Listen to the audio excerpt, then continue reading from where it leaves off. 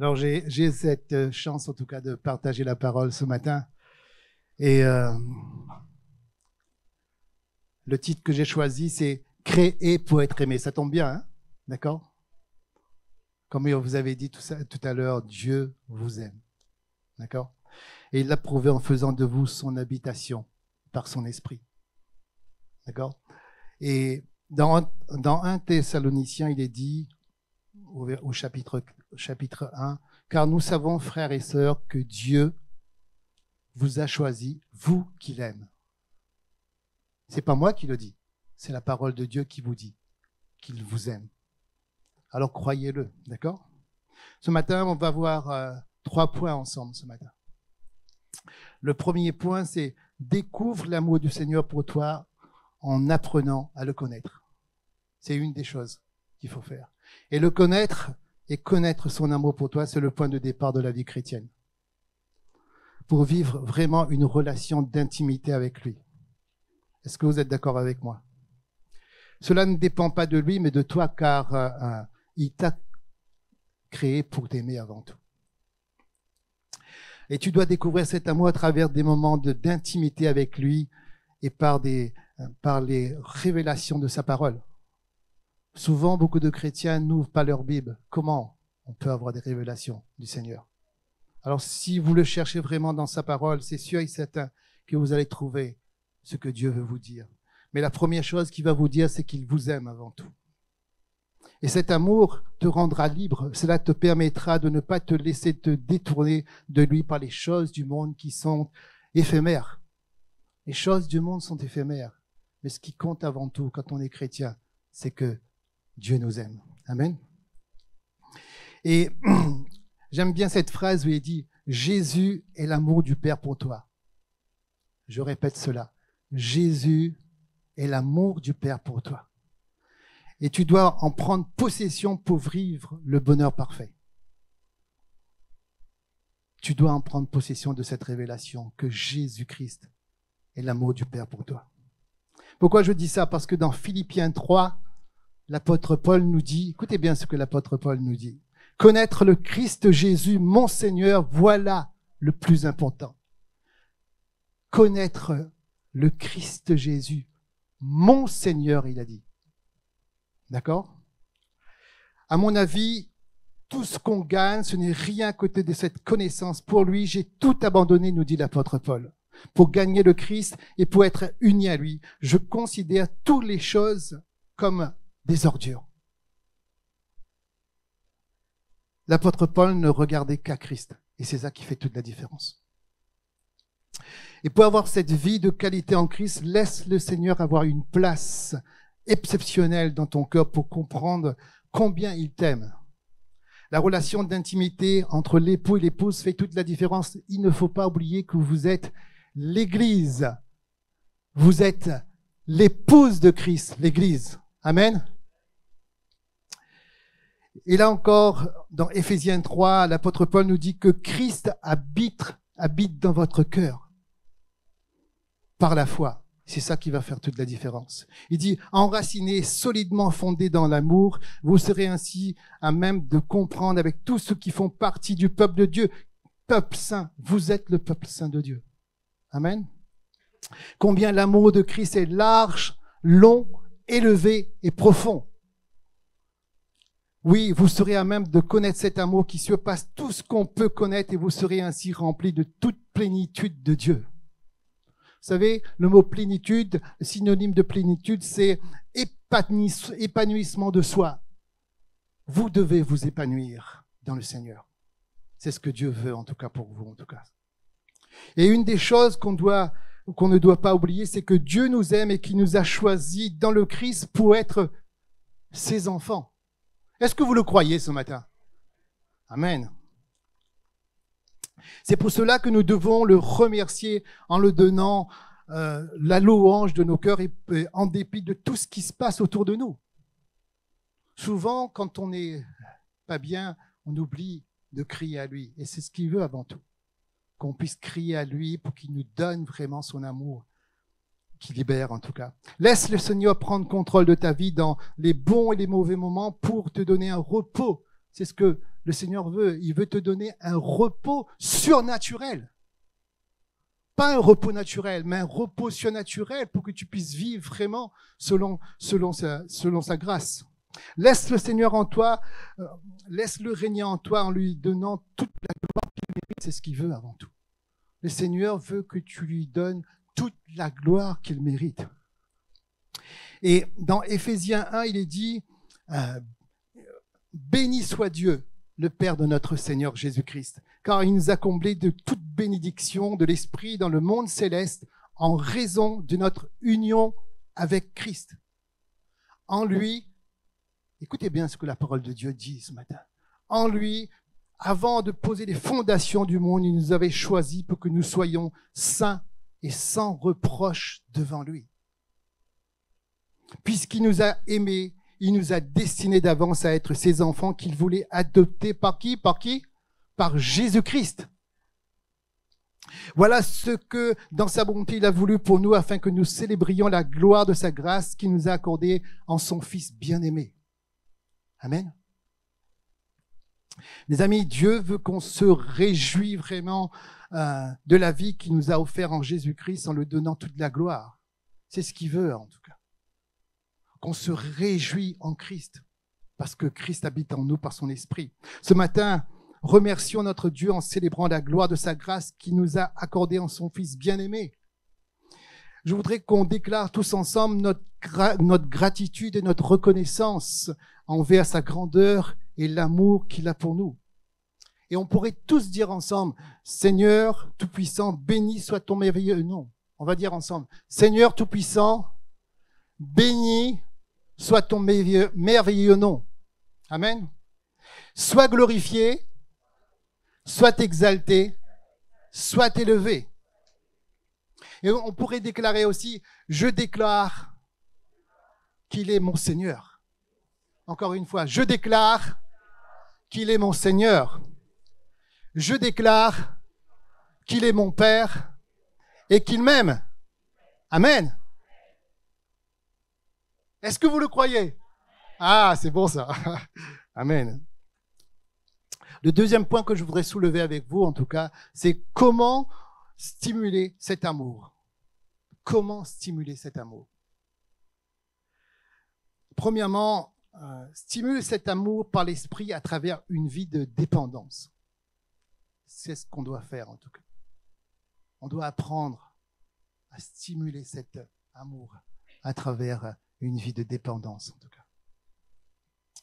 Nous devons nous appuyer sur le Saint-Esprit. Il est le consolateur qui est venu habiter en nous pour nous faire connaître l'amour que le Père a manifesté en nous à travers son Fils bien-aimé.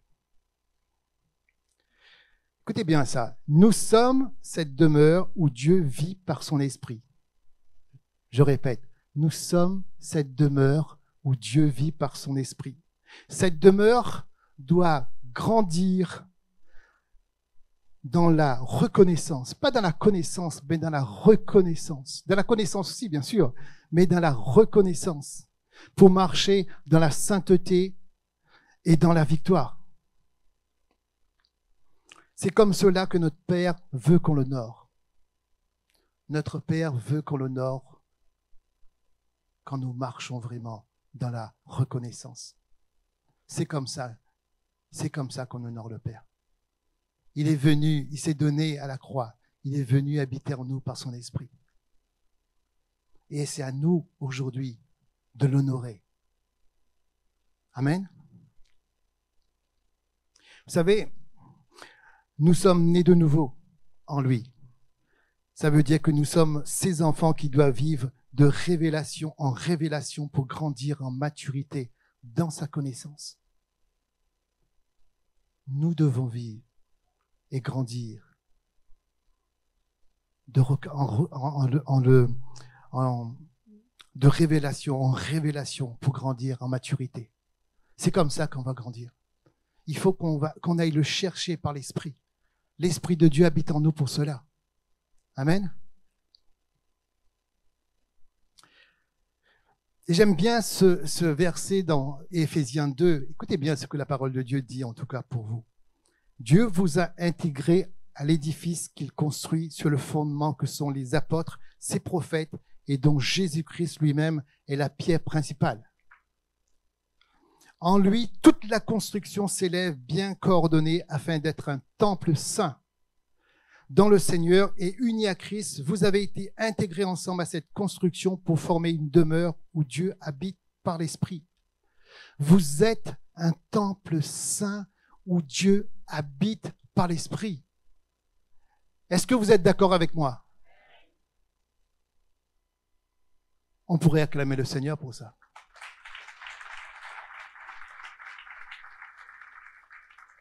Mes amis, faites confiance à l'Esprit pour recevoir sa force, pour avancer sous sa dépendance. Vous savez, le combat commence avant tout à l'intérieur, entre la chair et qui? Et l'esprit. Les deux sont diamétralement opposés. La chair est pour le monde, l'esprit est pour le royaume. C'est pour ça qu'il y a un combat entre notre vieille nature et notre nouvelle nature.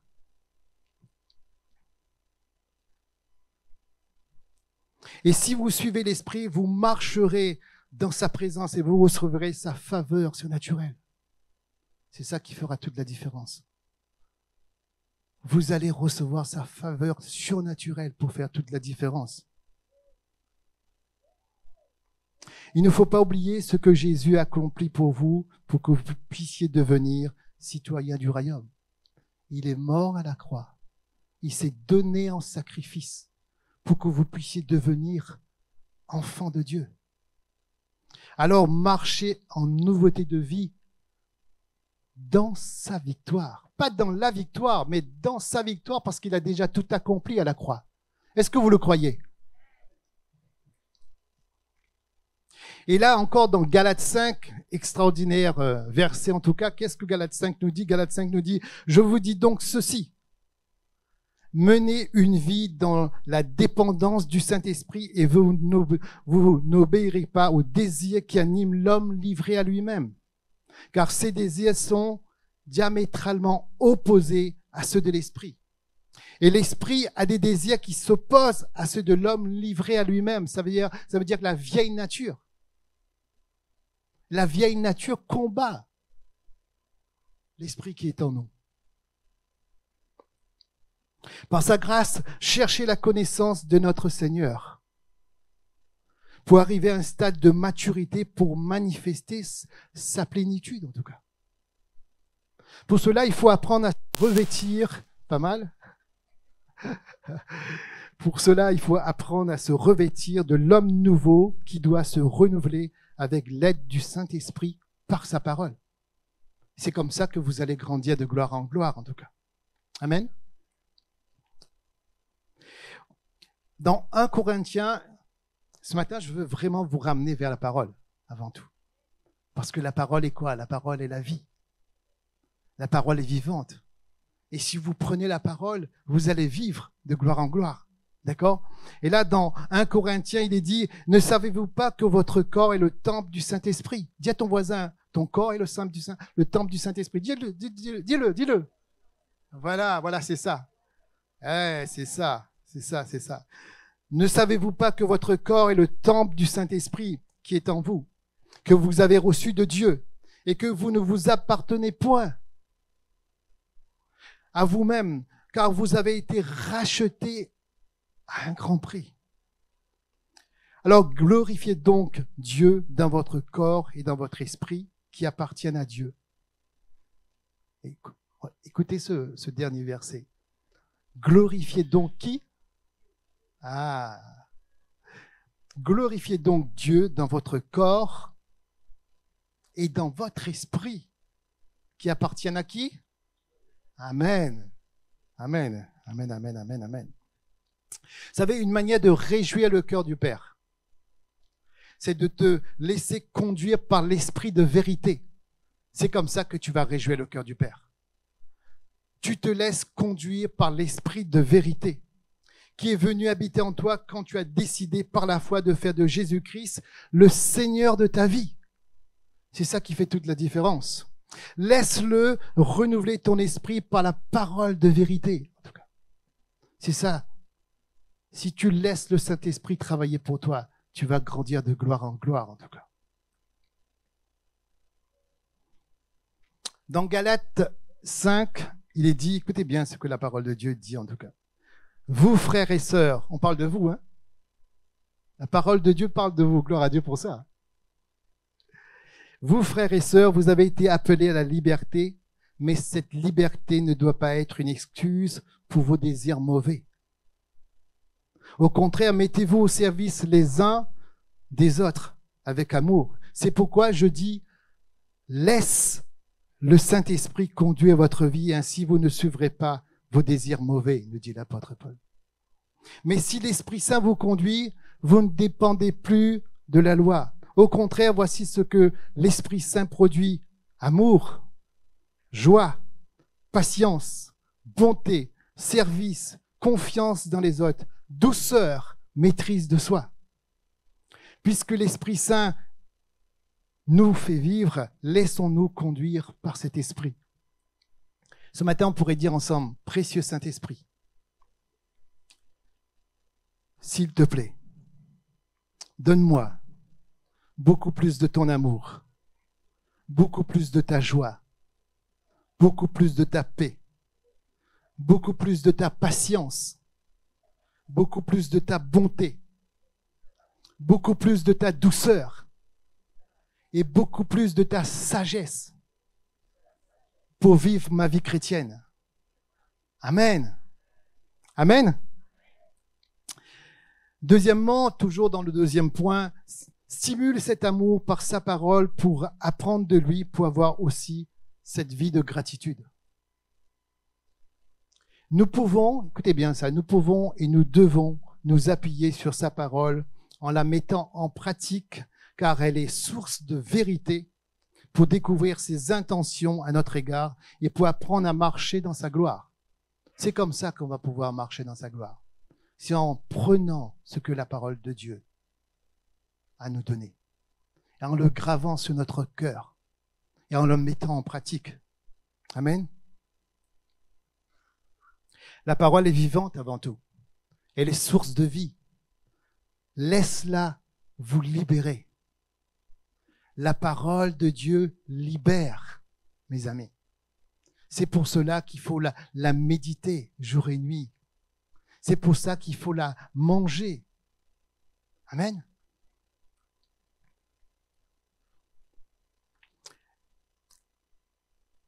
Juste après, il y a le verset Jacques 1. Écoutez bien ce que l'apôtre Jacques nous dit ce matin. Débarrassez-vous donc de tout ce qui souille. Je répète, débarrassez-vous donc de tout ce qui souille et de tout ce qui reste en vous de méchanceté pour recevoir avec humilité la parole qui a été plantée dans votre cœur, car elle a le pouvoir de vous sauver. C'est ça qui va faire toute la différence. Seulement, ne vous contentez pas de l'écouter, traduisez-la en actes sans quoi vous vous tromperiez vous-même. Ça veut dire que si vous lisez la parole de Dieu chaque jour, si vous méditez la parole de Dieu chaque jour, mais vous la mettez pas en pratique, ça sert à rien.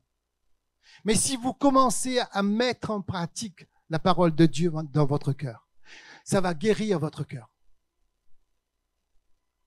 Si vous mettez cette parole en pratique dans votre vie, ça va guérir votre cœur. Et vous allez grandir de gloire en gloire, comme veut notre Seigneur en tout cas. Amen. Je vais voir le troisième point avec vous ce matin. Dans le troisième point, je voudrais revêtez-vous aussi de l'amour de Christ pour amener une vie ou la vie autour de vous. Je répète ça. Revêtez-vous aussi de l'amour de Christ pour amener la vie d'en haut autour de vous. C'est ça qui fera toute la différence. Il faut que vous puissiez vous revêtir de Christ Jésus et de son amour. Manifeste cette nouvelle vie qui est en toi. Manifeste cette nouvelle vie qui est en toi.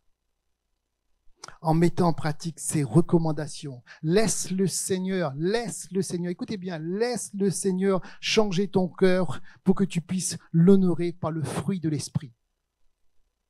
Par le fruit de l'Esprit. Amen. Et je vais vous ramener à Colossiens 3 ce matin, où il est dit, écoutez bien ce que la parole de Dieu nous dit ce matin. Si donc vous êtes ressuscités avec Christ, je répète ça, si donc vous êtes ressuscités avec Christ, recherchez les choses d'en haut, où Christ est assis à la droite de Dieu. Attachez-vous aux réalités d'en haut et non celles qui sont sur la terre. C'est ce que Jésus veut, qu'on puisse rechercher ce qu'il a à nous donner. Et il a plein de choses à nous donner. Et allez le chercher dans la parole de Dieu. Allez le chercher dans la prière en communion avec le Saint-Esprit. Cela va faire toute la différence. Ainsi donc, en tant qu'être choisi par Dieu, saint et bien-aimé. Écoutez, est-ce que vous captez ce que la parole de Dieu dit ce matin? Ainsi donc, en tant qu'être choisi par Dieu, saint et bien-aimé. C'est ce que vous êtes. Revêtez-vous des sentiments de compassion, de bonté, d'humilité, de douceur, de patience. Mais par-dessus tout cela, revêtez-vous de l'amour qui est le lien de la perfection. Que la paix de Christ, à laquelle vous avez été appelés pour former un seul corps, règne dans votre cœur.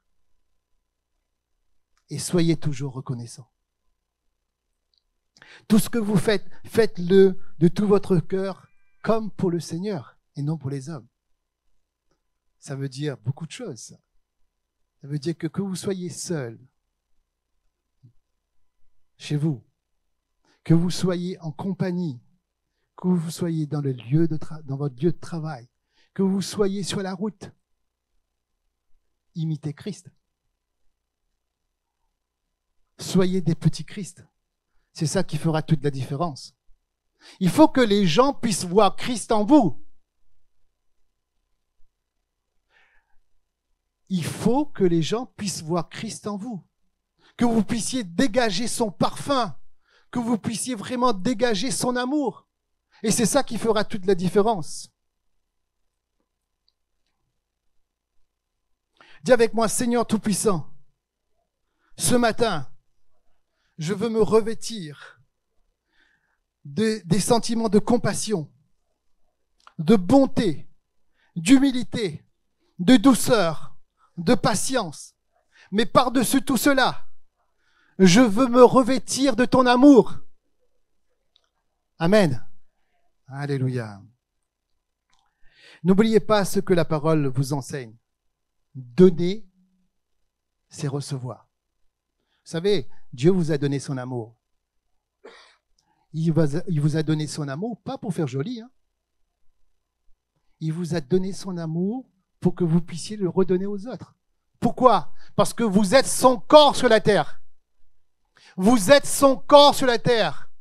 C'est pas un amen que j'aurais voulu entendre en tout cas. Vous êtes son corps sur la terre. Ah ben voilà. C'est ça. C'est pour cela que vous devez manifester la vie de Christ autour de vous. C'est pour cela que vous devez manifester la vie de Christ autour de vous. Amen. Dans Éphésiens 5, il est dit, écoutez bien, j'aime bien ce verset-là. Soyez, qu'est-ce qu'il dit? Soyez donc les imitateurs de Dieu. Soyez donc les imitateurs de Dieu. C'est ce que Dieu veut, en tout cas, ce matin. Il dit, puisque vous êtes ses enfants bien-aimés et vivez dans l'amour en suivant l'exemple de Christ qui nous a aimés et qui s'est donné lui-même pour nous comme une offrande et un sacrifice dont l'odeur est agréable au Père. D'accord? Soyez, mes amis, des imitateurs. Mais pas de n'importe qui, de notre Seigneur Jésus-Christ. Vous êtes d'accord avec moi? Car, la parole de Dieu continue, car si autrefois vous étiez ténèbres, maintenant vous êtes lumière dans le Seigneur. Conduisez-vous comme des enfants, pas de la lumière, de lumière, parce que vous êtes lumière. Quand vous rentrez dans une salle, ça doit dégager le parfum de Christ. Quand là où vous êtes une lumière. Alors dégagez le parfum de Christ là où vous êtes.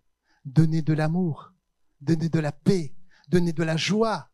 Vous pouvez le faire. Pourquoi? Parce que le Saint-Esprit habite où? Amen. Amen, madame. Alléluia. Alléluia. Écoutez bien ce que je veux vous dire ce matin.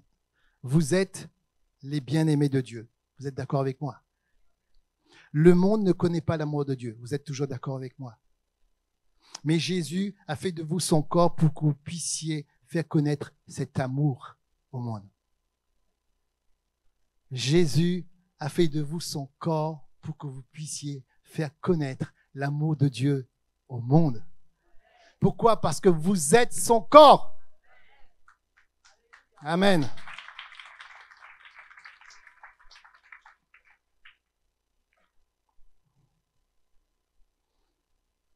Vous savez, dans Matthieu 28, Jésus nous dit, allez dans le monde entier.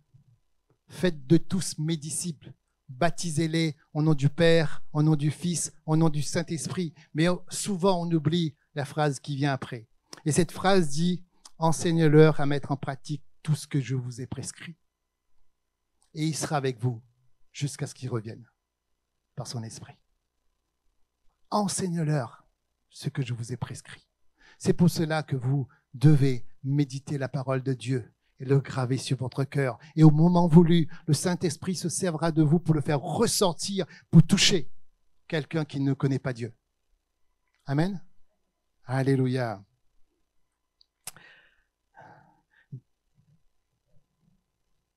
N'oubliez pas que son corps, c'est vous. N'oubliez pas que son corps, c'est vous, avec toute la puissance de son esprit qui est en vous. Alors, rendez Dieu visible en manifestant l'amour que vous avez reçu. Est-ce que ce matin, ça vous parle? Est-ce que vous voulez rendre Dieu visible? Alors faites-le. Vous pouvez le faire. Vous avez assez d'autorité, vous avez assez d'amour en vous pour rendre Dieu visible autour de vous. Quand vous prenez quelqu'un dans vos bras, faites-le avec l'amour de Christ. Quand vous donnez, faites-le avec l'amour de Christ. Et chaque fois que vous allez le faire, vous allez en tout cas faire la joie de votre Père. Donne la gloire à notre Seigneur en faisant la différence là où vous êtes, en manifestant donc les dons que vous avez reçus. Chacun de vous, si vous êtes né de nouveau, le Saint-Esprit vous a donné des dons. Si vous ne le savez pas, allez le chercher. Demandez au Saint-Esprit. Il va vous le dire. Et commencez à le manifester. Plus vous allez le manifester, plus vous allez voir que les dons sont là pour faire la différence. Amen. Écoutez bien ce verset. Éphésiens 1, 22. C'est un verset très, très puissant. Oui, Dieu a tout mis sous les pieds du Christ. On va le dire ensemble.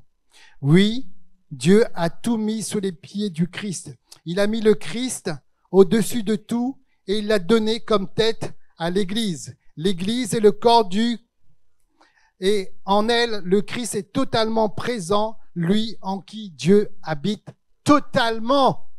On peut acclamer le Seigneur pour ça, mes amis. Ça veut dire que le Père habite en vous, le Fils habite en vous, le Saint-Esprit habite en vous. Vous avez tout en vous pour donner. Amen. Merci, madame. Vous savez, mes amis, Jésus est Dieu. Est-ce que vous le croyez? Jésus est Dieu. Et il veut agir en vous. Le jour vient où vous vivrez dans sa gloire. C'est une des choses que vous devez capter aussi. Nous sommes dans la fin où Dieu va venir. Jésus-Christ va revenir pour vous prendre. Mais il n'est pas encore venu. Mais il va venir. Pour l'instant, vous êtes encore sur terre. Alors manifeste la puissance de son amour qui est en vous, autour de vous, pour que sa gloire brille à travers vous. Ça, vous pouvez le faire. Jusqu'à son retour.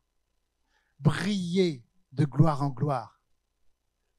Il faut que les gens se disent, mais c'est quoi ça? Qui tu fréquentes? Et là, tu peux lui dire, je fréquente le Seigneur.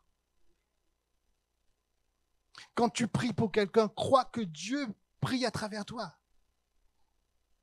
Et que la personne va être guérie. Marcher par la foi, c'est ça qui fera toute la différence. Amen. Amen, amen, amen. Je vais finir ce message ce matin. Je vais demander au groupe de louanges de monter en attendant, par une prière pour vous. Cette prière se trouve dans Éphésiens 1,17. J'ai laissé le groupe de louanges monter avant. Cette prière se trouve dans Éphésiens 1, au verset 17. Voilà ce que la parole dit en tout cas. Et je prie à travers cette parole pour vous ce matin. Je prie que le Dieu de votre Seigneur, si vous pouvez fermer les yeux pour recevoir ce que la parole veut vous donner ce matin. Recevez-le dans votre cœur. Recevez-le dans votre cœur ce matin. Je prie que le Dieu de notre Seigneur Jésus-Christ, le Père de gloire, vous donne un esprit de sagesse et de révélation qui vous fasse connaître. Je prie qu'il illumine les yeux de votre cœur pour que vous sachiez quelle est l'espérance qui s'attache à son appel. Quelle est la richesse de sa glorieuse héritage au milieu des saints et quelle est l'infinie grandeur de sa puissance qui se manifeste avec efficacité par le pouvoir de sa grâce envers vous ce matin. Soyez bénis, mes amis. Soyez bénis. Vous qui nous regardez ce matin, soyez bénis. N'oubliez pas une chose, c'est que Dieu vous aime. Dieu vous aime. Amen. Acclame ton Seigneur ce matin. Merci d'avoir suivi ce message. J'espère que ce message a fortifié votre foi. Merci également pour tous ceux et celles qui nous soutiennent au travers de votre générosité. Vous avez en bas de votre écran un QR code qui vous conduira vers une page qui s'intitule jeveuxbénir.com. Merci de nous aider à propager sa parole. D'ailleurs, si ce message a fortifié votre foi et que vous connaissez quelqu'un de votre entourage qui aurait besoin de l'entendre, n'hésitez pas à lui partager ce message. Aussi, je vous encourage, si vous le souhaitez, à vous abonner à notre chaîne YouTube. Nous avons des messages nouveaux chaque semaine. Nous sommes aussi présents sur d'autres médias dont vous aurez donc les liens dans la description ci-dessous. En tout cas, merci de nous avoir suivis. Soyez bénis.